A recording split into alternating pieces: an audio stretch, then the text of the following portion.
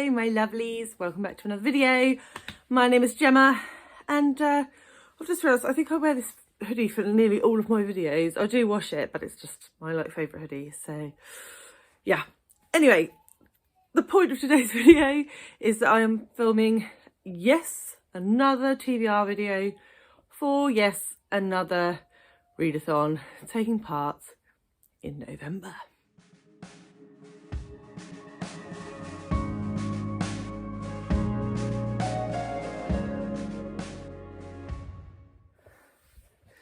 So, as you can probably tell by the thumbnail and the title, today I'm giving you my TBR for autumn.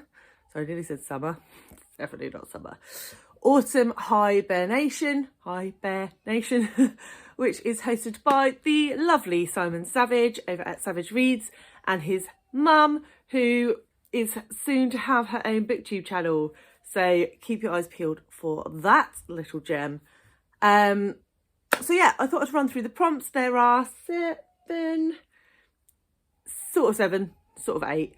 So I just thought I'd run through with you what they are and a couple of options for each that I'm hoping to pick up for the readathon.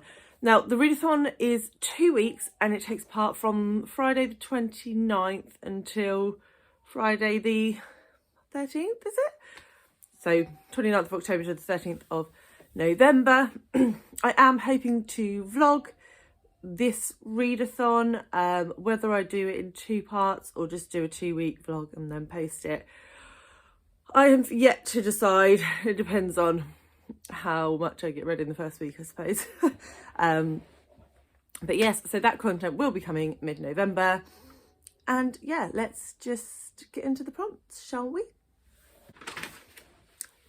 So actually, before the prompts, there is a group book, which is going to be The Wolf Den by Elodie Harper. I'm really excited for this one. I actually requested a copy of this on NetGalley. It was refused. But it is on Kindle Unlimited, which I have and don't use to its full extent. So this is a perfect opportunity for me to A, use my Kindle Unlimited subscription, and B, read a book that I have been keen on since before it came out. So this one is set in ancient Roman times. I think it's based in Pompeii. And I don't know an awful lot about it, but I think it's sort of a girl in a brothel and lots of fighting and blood and guts and sex and all those wonderful things that I love in a book. So yeah, I am really excited to pick this up, especially because I've read quite a lot of ancient Greek retellings this year. I'm quite keen to look at sort of an ancient Roman period, just mix things up a bit, you know. Variety is the spice of life. So yeah, I'm gonna pick this one up, and apparently this is gonna be a trilogy as well, which I didn't know until I watched Simon talking about it the other day. So yeah, if I like it, there'll be more to come, which is marvels. So moving on past the group book, the first prompt is to read a book that references mythology or legend. So 2 options for this. Both of these are on my Kindle, so I don't have a physical copy to show you. But the first is The Silence of the Girls by Pat Barker. I've been meaning to get to this for a while. I do actually have the follow-up book to this, which I believe is called The Women of Troy. But I need to read this one first. I really would like to try and get to that sooner rather than later. So maybe the first half of November is that time. And this follows the female perspective of the Battle of Troy. I believe it's told from Perseus's view. So she becomes sort of a sex slave to Achilles, and it's about her experience, I believe. So yeah, loads of hype for this book. Lots of people said it's very good. A lot of people compared it to Natalie Haynes' 1,000 Ships and said that they preferred 1,000 Ships. Now, I read 1,000 Ships earlier this year, so I'm keen to see if I agree. But yeah, so that's my first option for this one. My second option is a little bit less well known, I believe. I haven't heard anyone else talk about it. but it is an arc that I have on NetGalley that was supposed to be reviewed in like February. Yeah, I'm a bit behind. And that is Pyotra and the Wolf by Elna Holst. And this is a retelling of Peter and the Wolf, which is a classic Russian myth, I believe, but with sapphic elements. So sounds really interesting, sounds right up my street. Love sort of Russian folklore and fairy tales and that sort of thing, so I'm hoping this is going to be right up my street. And yeah, we shall see, because as I say, I have no point of reference because I don't know anyone else who's read it. Next, we have woods on the cover, or a setting in a wood. So I'm going to count jungles as woods. Trees are trees, right? I'm going to have this as my first option, The People in the Trees by Hanya Yanagihara. This, as far as I'm aware, is about a doctor who goes to a remote Micronesian island to hunt out sort of the Aboriginal people there, a lost tribe, a rumoured lost tribe. And it's about what he finds there and then the research that he conducts afterwards to do with that tribe. I think it's supposed to be really quite dark. Grace from GK Reads raved about this last year. I think it was her book of the year. I do also have a little life on my shelf that I want to get to as well, but this one would fit this prompt. So I'm going to add this to the TBR. The other option for trees, woods, is Wild by Kristin Hannah. This is what the UK edition looks like. I'm going to put a picture up. As you can see, there are woods on the cover. I believe in America this is called Magic Hour. I don't know why there's two different names, but there is. I don't know too much about this. I think it's about a little girl who's found in the woods and then they're trying to work out like how she got there. Not entirely sure, but to be honest, it's Kristin Hannah. She's one of my favourite authors of all time. So I don't need to know anything about it really to go into it. It's on my Kindle, which is why I don't have a physical copy to show you, but really, really keen to read some more of her work because I haven't read any of her stuff this year and I do have quite a lot of backlist to get through. So, and that's going on the TBR. Next up, we've got orange on the cover. So a nice autumny orange. Orange. I don't know why I said it like that. So my first option for this is going to be Exciting Times by Dolan. I picked this up a while ago because it was it long listed this year or last year or shortlisted? Does it tell me? But anyway, it was either long listed or shortlisted this year or last year for the Women's Prize. And I'm really keen to get to it. I believe it's about someone who goes over to Japan to teach and has a relationship with a married man, maybe, possibly. Or I might be making that up. But if I get to it in November, I'll be able to tell you if I was just bullshitting, basically. But yeah, excited to get to this one. Excited. Yeah, so that is a contender. And it's a relatively short book. So let's have a look here. Yeah, under 300 pages. So it's ideal for a readathon, really. The other one with orange on the cover is one that was on this month's TBR. And that is Gone Girl by Gillian Flynn. Spoiler alert, there's no way I'm going to get to that this month. I'm just, it's just not going to happen. So, but I really do want to read it. So I'm going to put it on this TBR and hope that I actually get to it this time. So yeah, that is my other option for orange. Oh, this is a thriller about a wife that goes missing, I think, and they blame the husband. Something like that. I have watched the film with Ben Affleck in, like way back in the day, but I can't really remember much more than that. And you know, Ben Affleck's face is quite distracting. So yeah. Next up, we have a cozy read, and for this, I have picked a couple of children's books, middle grade books, because it is Readathon next month as well. Which I want us to take part in. I'm not sure if I'm going to be able to or not. I might pick a couple of prompts and see how I go.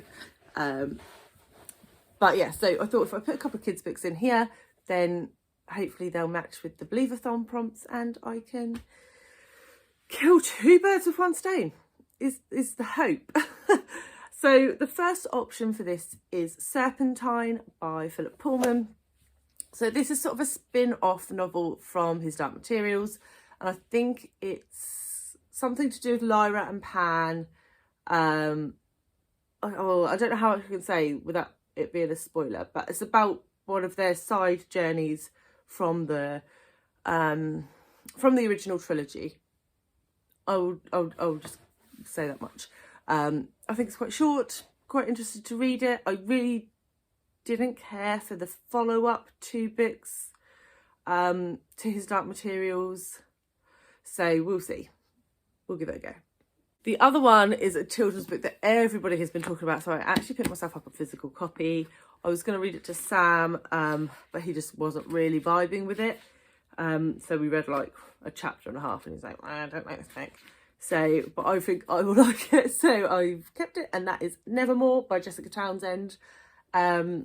In this, we're following Morrigan Crow. I think she's like fated to die on her 13th birthday or 11th birthday, but then she gets whisked off to some magic school, I think.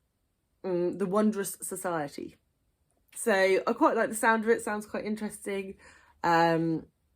And everybody's raving about this. This is a trilogy. I don't know if there's supposed to be more, but there's certainly 3 out at the moment. So I will possibly give this one a go, but it's a reasonably chunky middle grade. I'm not sure this actually has page numbers in, which is, oh yes, it does. It's the best part of 400 pages. So we'll see. Might be more likely to go for Serpentine, but there we go. The next prompt number 5, is a book with fall in the title, as in the American word for autumn. So I actually struggled quite a lot with this, especially because I read earlier this year Things Fall Apart, which was amazing. So if anyone is if anyone's taken part in this readathon and is looking for a great book with fall in the title, Things Fall Apart by Chinua Achebe, amazing book. But yeah, so I struggled a little bit, but then I've come up with 2 options. Both are on my Kindle. One is The Fall of the House of Usher and Other Stories by Edgar Allan Poe. So that could be quite a nice one for this time of year, sort of ghosty horror stories. I haven't read any Edgar Allan Poe since I was at secondary school, so we'll see. But if you followed me for any amount of time, you'll know that short stories aren't really my jam, but I might give it a go, because my alternative option to this is The Fall of Giants by Ken Follett. Again, I do really want to read this book, but I'm pretty sure this is sort of like 800-ish pages. So if I read this for the readathon, I probably wouldn't read anything else. And I have a lot to get through in November, so I don't know if this is the right time for that, but we'll see. I may just think sod it, because this is why I picked 2 for each prompt, because I just go with whatever I'm in the mood for at the time. So that is my other option.